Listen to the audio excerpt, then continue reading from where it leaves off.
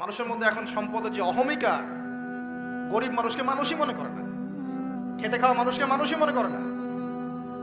রিক্সাওয়ালা, যারা নিম্নবিত্ত, নিম্ন মধ্যবিত্ত, চা বিক্রি করে, পানের দোকান করে, হালাল খায়, কৃষক, এই মানুষগুলোকে এখন বড় লোকে মানুষই মনে করে না।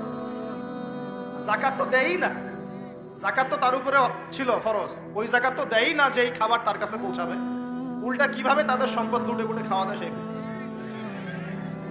এবার দিলেও যে কত শর্ত, বাপরে বাপ। তো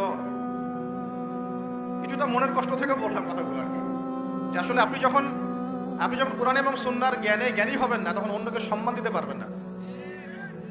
আমরা বড় বড় স্লোগান দিই যে অমুক অমুকের সেবক, অমুক অমুকের সেবক, আসলে সেবা সত্যিকার অর্থে করছি? আল্লাহ পাক তার রাসূলের মাধ্যমে জানিয়েছেন, এই হাদিসটা একটু শোনেন তারপর সামনে যাই।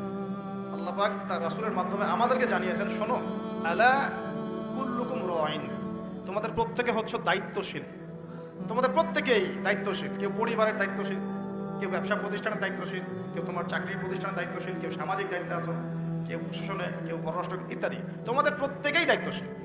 কুল্লুকুম রাঈন ওয়া কুল্লুকুম মাসউলুন আন রাইয়াতি, এবং তোমাদের প্রত্যেককে যার যার দায়িত্ব সম্পর্কে আল্লাহ কিয়ামতের মাঠে জিজ্ঞাসা করবে। আমরা কি উত্তর দেওয়ার জন্য প্রস্তুত আছি ভাই? সবার আগে আমি দেখি, আমি আমার উপর দায়িত্বশীল না? মনে করেন আমি বা আমাদের মতো যারা আছেন, যারা দায়ী আল্লাহ, আলেম ওলামা, যারা উম্মার জন্য ভালো চিন্তা করেন, জনগণকে পথ দেখানোর চেষ্টা করেন, তাদের উপর সবচেয়ে বড় আমানত হচ্ছে কোরআন এবং হাদিস। তাদের উপর সবচেয়ে বড় আমানতটা কি? কোরআন এবং সুন্নাহ, এই জ্ঞানটাকে সত্যটাকে স্পষ্ট করে দেওয়া, এটার আলোকে সত্য মিথ্যাকে স্পষ্ট করে দেয়া। কতজন মানুষ এই কাজটা করতেছে? কেউ হিকমার দোহাই পেলে সত্য মিথ্যা স্পষ্ট করে না, কেউ চাকরি চলে যাবে এই ভয়ে সত্য কথা বলে না, কেউ আমার এই হবে সেই হবে কত কিছু চিন্তা করে সত্যের সাথে মিথ্যা তালগোল পাকায় সময় পার করতেছে।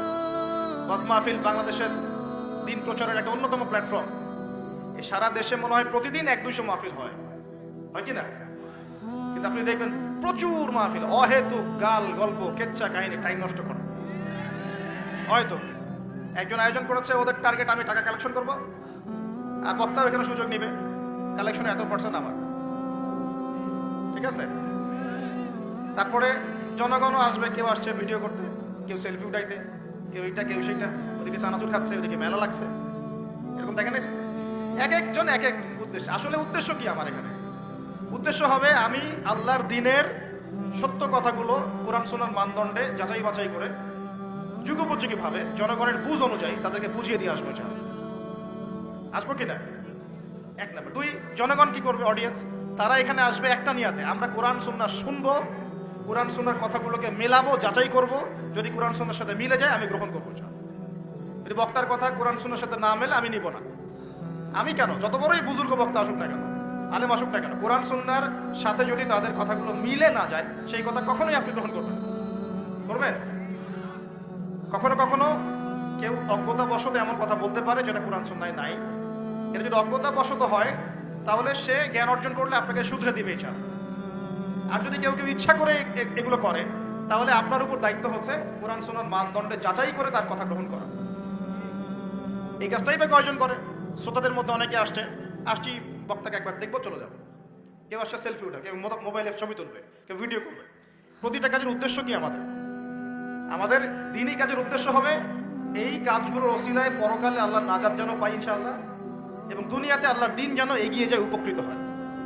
রিজিক, টাকা পয়সা, উন্নয়ন সবকিছু আল্লাহ পাকে দিবে ইনশাআল্লাহ। আল্লাহ দিবেন না? ইসলামপন্থীদের হাতেই সবচেয়ে বেশি রিজিক থাকবে ইনশাআল্লাহ।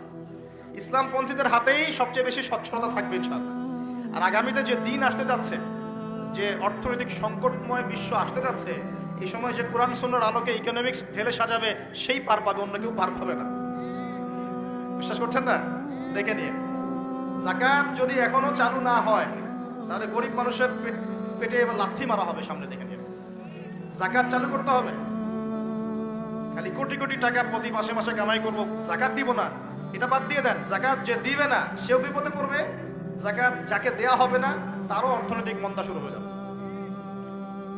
যাকাত আল্লাহ পাক দিয়েছেন কোরআনের অর্থনীতি মানে যাকাত, কোরআনের অর্থনীতি মানে ব্যবসা, কোরআনের অর্থনীতি মানে সাদাকা, কোরআনের অর্থনীতি মানে কৃষিভিত্তিক অর্থনীতি।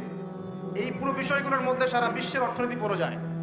কিন্তু এখন আমরা এগুলো সব না হলেও অনেকগুলো অংশ সরিয়ে দিয়ে সুদ চালু করে এটা দিয়ে খাচ্ছি আর কি। সুদের পরিণাম ধ্বংস হবেই হবে, আজ হোক আর কাল হোক, সুদ ধ্বংস হবেই হবে। সারা দুনিয়া এখন দেখছে যে সুদ কিভাবে ধ্বংস হয়। সারা দুনিয়া এখন দেখছে সুদ কিভাবে ধ্বংস হবে। মনে রাখবেন, এর ফলে শুধু এক শ্রেণীর মানুষই লাভবান হবে। কোন শ্রেণী?